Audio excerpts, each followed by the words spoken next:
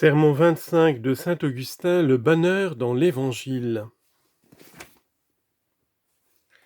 Nous avons dit en chantant les louanges de Dieu, « Heureux l'homme que vous avez instruit, Seigneur, et à qui vous avez enseigné votre loi. » N'est-ce pas ici le divin Évangile et Zachée répandant ses aumônes? Écoutez. La loi de Dieu est-elle préférable au saint Évangile?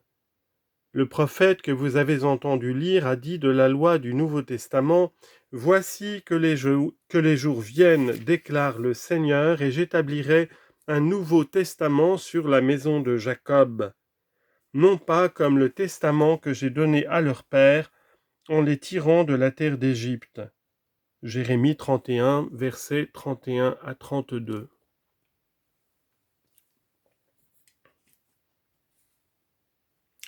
C'était le testament promis.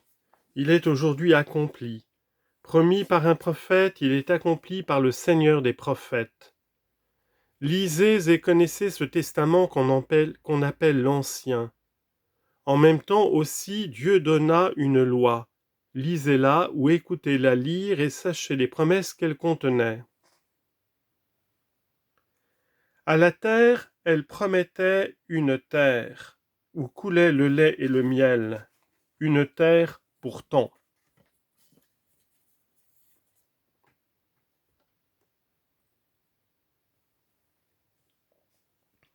Mais si nous pénétrons le sens spirituel, comme en ce pays n'ont jamais coulé le lait et le miel, il est une autre terre où en jailliront les flots, c'est la terre dont il est parlé ainsi, « Vous êtes mon espoir, mon partage dans la terre des vivants ».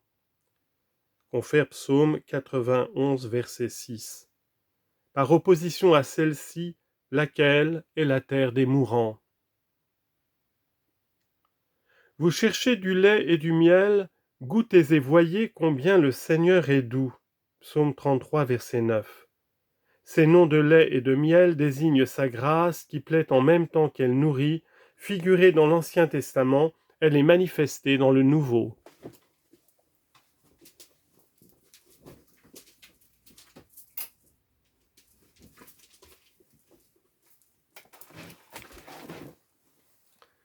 À cause de ceux qui l'entendent charnellement, qui demandent à Dieu des récompenses charnelles, et ne veulent le servir qu'en considération des biens qu'il y promet, cette loi a mérité que l'apôtre Paul l'accusât d'engendrer pour la servitude. Confère Galates 4, 24. Pourquoi ? Parce que les Juifs la comprennent d'une manière toute charnelle, car entendue dans un sens spirituel, elle n'est autre chose que l'Évangile. Elle engendre donc pour la servitude. Qui ? Ceux qui servent Dieu en vue des biens de la terre. En effet, quand ces biens leur sont donnés, ils rendent grâce au Seigneur. Leur font-ils défaut ? Ils le blasphèment en servant Dieu dans l'intention de les obtenir, ils ne peuvent le servir franchement lui-même. Ils examinent ceux qui ne l'adorent point et ils remarquent qu'ils possèdent ce qu'eux-mêmes ambitionnent comme prix de leur religion. Ils se disent alors, quel avantage de servir Dieu ? Suis-je aussi riche que ce blasphémateur perpétuel ? Je prie et j'ai faim, celui-là blasphème et vit dans l'abondance. Celui qui parle ainsi est un homme de l'Ancien Testament. Mais, sous le Nouveau Testament, le serviteur de Dieu doit compter sur un nouvel héritage, non sur l'ancien. Ah, si tu espères ce nouvel héritage, quitte la terre, foule aux pieds le sommet des montagnes, méprise l'arrogance des superbes. Mais après l'avoir méprisé, après l'avoir foulé aux pieds, sois humble et ne tombe pas de ta hauteur. Écoute ce qu'on te dit, élève ton cœur, élève-le vers le Seigneur et non contre le Seigneur. Tous les superbes élèvent leur cœur, mais c'est contre Dieu. Veux-tu que ton cœur soit vraiment élevé ? Élève-le vers le Seigneur, car si tu le tiens élevé vers le Seigneur le retient et l'empêche de tomber à terre. Heureux donc, heureux l'homme que vous avez instruit. Seigneur, Je parle, je crie, j'explique. Qui me comprend? Je le sais, c'est l'homme heureux que vous avez instruit, Seigneur. C'est l'homme à qui Dieu parle au cœur, et celui-là est heureux, même quand je me tais, car vous l'avez instruit, Seigneur, et vous lui avez enseigné votre loi. Que vient-il ensuite? Nous avons chanté encore, et vous lui avez enseigné votre loi afin de l'adoucir par les jours mauvais, jusqu'à ce que la fosse se creuse pour l'impie. Celui donc qui est instruit par le Seigneur, celui à qui le Seigneur enseigne sa loi, celui-là s'adoucit au moyen des jours mauvais, jusqu'à ce que la fosse se creuse pour l'impie. Voici ce que c'est. Il y a des jours mauvais. N'est-il pas vrai que depuis le commencement où nous avons été chassés du paradis, nous passons ici des jours mauvais? Nos ancêtres ont déploré le temps de leur vie, leurs ancêtres avaient aussi gémi sur leur époque. Nul n'a jamais trouvé bon les jours qu'il a vécus. La postérité envie les jours anciens. La vieillesse aussi avait regretté les temps dont elle n'avait pas eu l'expérience et qui lui plaisaient parce qu'elle ne les connaissait pas. En effet, le temps présent a toujours des rigueurs. Ce n'est pas qu'on les sente plus vivement, mais le cœur en est blessé chaque jour. Ne vous arrive-t-il pas souvent de dire chaque année à l'époque du froid que jamais il n'a fait si froid, que jamais il n'y a eu autant de tempêtes? Dieu cependant en est toujours l'auteur. Mais heureux l'homme que vous avez instruit, Seigneur, pour l'adoucir durant les jours mauvais, jusqu'à ce que la fosse se creuse pour l'impie. Il y a des jours mauvais. Les jours mauvais sont-ils ceux que forme le cours du soleil? Les mauvais jours sont produits par les hommes mauvais, c'est ainsi presque partout. Le petit nombre des bons gémit au milieu de la foule des mauvais. Et les justes même, les méchants rendront les jours mauvais. Et les justes, sans compter ce qu'ils ont à souffrir des hommes pervers au milieu desquels ils gémissent, ne portent-ils pas aussi en eux-mêmes des jours mauvais? Qu'ils rentrent en eux-mêmes, qu'ils s'examinent, qu'ils se considèrent avec attention, et sans sortir de là, ils trouveront des jours mauvais. Ils ne veulent pas la guerre, ils cherchent la paix, et qui ne la cherche pas? Or, quoique personne ne veuille la guerre, quoique tous cherchent la paix, le juste même tourne le regard sur soi, et il y trouve la guerre. Quelle guerre, diras-tu? Heureux l'homme que vous avez instruit, Seigneur, et à qui vous avez enseigné votre loi. Voici un homme qui me demande quelle guerre le juste souffre en lui-même. Enseignez-lui votre loi, faites-lui dire par votre apôtre, la chair convoite contre l'esprit, et l'esprit contre la chair. Galates 5, 17. Et comment rejeter cette chair si la guerre se déclare, si, ce qu'à Dieu ne plaise, l'ennemi fait invasion? L'homme fuit et de quelque côté qu'il aille, il traîne avec lui la guerre. Je ne parle pas ici du méchant. Le bon lui-même, le juste, expérimente ce que l'apôtre dit. La chair convoite contre l'esprit et l'esprit contre la chair. Durant cette guerre, comment les jours peuvent-ils être heureux? Il est donc des jours mauvais, mais c'est pour nous adoucir. Quoi? Pour nous adoucir? Oui, si nous ne nous irritons point contre la divine justice, si nous lui disons « Il m'est bon que vous m'ayez humilié afin que j'apprenne vos jugements ». Confère Psaume 118, verset 71. Vous m'avez chassé du paradis, vous m'avez éloigné de la béatitude. Je suis dans l'angoisse, dans les gémissements, et mes gémissements ne vous sont point inconnus.